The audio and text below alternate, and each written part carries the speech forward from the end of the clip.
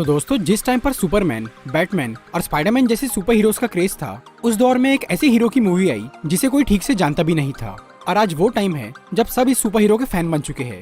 Iron man ने न सिर्फ मार्वल सिनेमैटिक यूनिवर्स की शुरुआत की, बल्कि इसी हीरो की वजह से ये फ्रेंचाइजी इतनी हिट हुई है। वैसे तो सभी सुपर हीरो फैंस इस कैरेक्टर को अच्छी तरह जानते हैं, लेकिन आज भी कुछ लोगों को आयरन मैन की ओरिजिन नहीं पता। इसीलिए आज मैं आपको आयरन मैन मूवी की पूरी स्टोरी शॉर्ट में समझाऊंगा। तो आइए देखते हैं।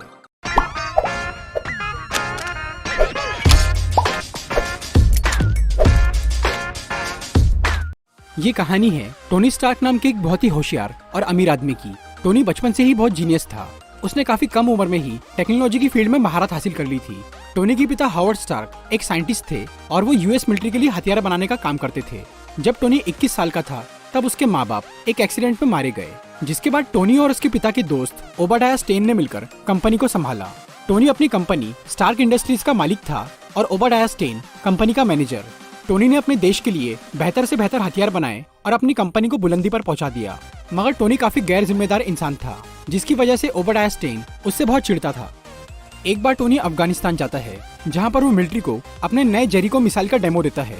वहां से लौटते वक्त उन पर आतंकवादी हमला हो जाता है। टोनी के सामने उसी की कंपनी का एक बॉम्ब आकर गिरता है, जिसके फटने से उस बॉम्ब के टुकड़े टोनी के सीने में घुस जाते हैं।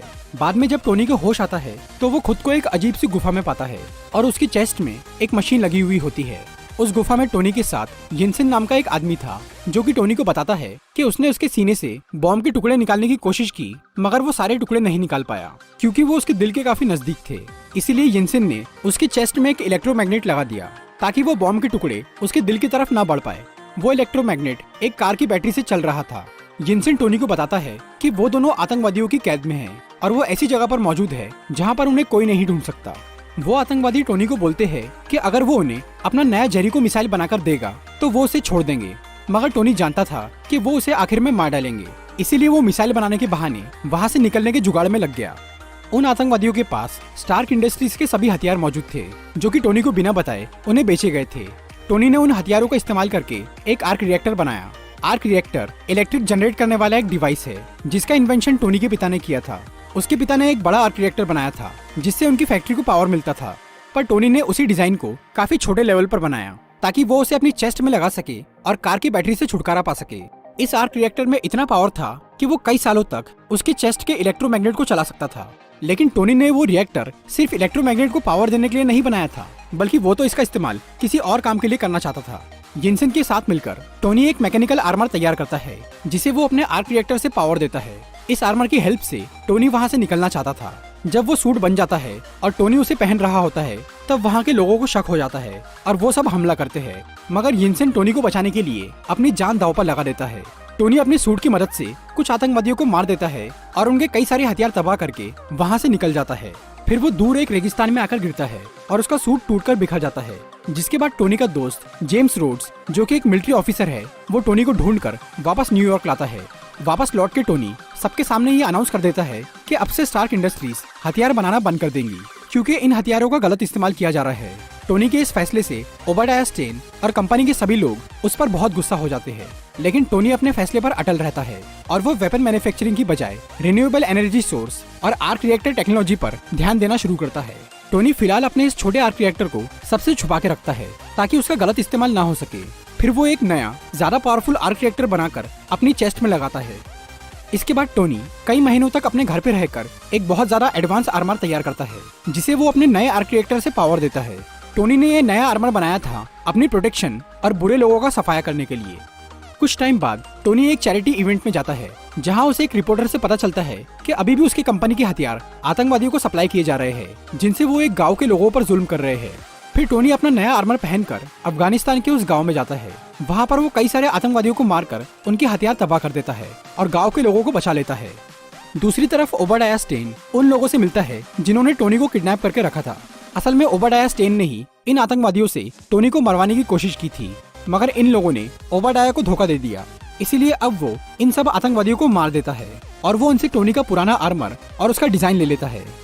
उधर टोनी अपनी असिस्टेंट पेपर पॉट्स को कंपनी का मेन कंप्यूटर चेक करने भेजता है, ताकि उसे गैर कानूनी तरीके से बेचे गए हथियारों का पता चल सके। जब पेपर उस कंप्यूटर को चेक करती है, तो उसे पता चलता है कि ओबाडिया स्टेन चोरी छुपे गलत लोगों को हथियार बेच रहा है और उसी ने टोनी को मरवाने की कोशिश की थी ताकि वो कंपनी का मालिक बन सके। पेपर ये सारे सबूत जमा कर लेती है और वो शील्ड के एजेंट फिल कोल्सन को ये इन्फॉर्मेशन देती है। दूसरी तरफ ओबाडिया स्टेन टोनी के पुराने आर्मर के डिजाइन से अपने लिए एक नया आर्मर बना लेता है, मगर वो सूट को पावर देने के लिए वैसा आर्क रिएक्टर नहीं बना पाता। इसीलिए वो टोनी के घर जाकर उसे कुछ देर के लिए पैरालाइज करता है और उसका आर्क रिएक्टर छीन लेता है और वो उसे अपने सूट में लगाकर उसे चालू कर देता है। फिर टोनी किसी तरह से अपने पुराने आर्क रिएक्टर तक पहुंचता है और उसे अपनी चेस्ट में लगा लेता है। ये पुराना रिएक्टर इतना अच्छा नहीं था कि वो नए सूट को पावर दे सके। फिर भी टोनी अपना आर्मर पहनकर ओबाडिया को रोकने के लिए जाता है। उधर पेपर पॉट्स शील्ड के एजेंट्स के साथ ओबाडिया स्टेन को गिरफ्तार करने के लिए जाती है, पर वो अपना सूट पहनकर सब पर हमला कर देता है। तभी टोनी वहाँ पर पहुँचता है। वो ओबाडिया को रोकने की कोशिश करता है, लेकिन उसके सूट में पुराना आर्क रिएक्टर लगा होने की वजह से वो ओबाडिया के आगे कमजोर पड़ जाता है। इसीलिए टोनी उसे अपनी कंपनी की छत पर लेकर जाता है, जहाँ पर वो बड़ा आर्क रिएक्टर लगा हुआ था, और वो पेपर की हेल्प से उस बड़े आर्क रिएक्टर को ओवरलोड कर देता है, जिसकी वजह से ओबाडिया स्टेन मारा जाता है। अगले दिन स्टार्क इंडस्ट्रीज में एक प्रेस कॉन्फ्रेंस होती है उस हादसे के बारे में जानने के लिए। शील्ड के लोग टोनी को मीडिया के सामने झूठ बोलने के लिए कहते हैं, पर वो सबके सामने ये कबूल कर लेता है कि वो खुद आयरन मैन है। मूवी के खत्म होने के बाद जो पोस्ट क्रेडिट सीन आता है उसमें शील्ड के director Nick Fury Tony Stark के पास आते हैं। वो टोनी को बोलते हैं कि वो दुनिया में इकलौता सुपर हीरो नहीं है, बल्कि उसके जैसे और भी लोग हैं। निक फ्यूरी टोनी से एवेंजर्स इनिशिएटिव यानी सुपर हीरो की एक टीम बनाने की बात करते हैं। तो दोस्तों, ये थी आयरन मैन मूवी की पूरी स्टोरी। अगर आपको ये वीडियो अच्छी लगी हो तो इसे लाइक और शेयर जरूर कीजिए, और ऐसी इंटरेस्टिंग वीडियोस देखने के लिए सब्सक्राइब कीजिए हमारा चैनल और इस बेल को दबाइए ताकि आपको हमारी वीडियोस सही टाइम पर मिल सके। I'm walking alone, the streets are empty. The only thing I can see is my own silhouette. I'm getting stronger, step by step. The clock is ticking, but there's no time for me.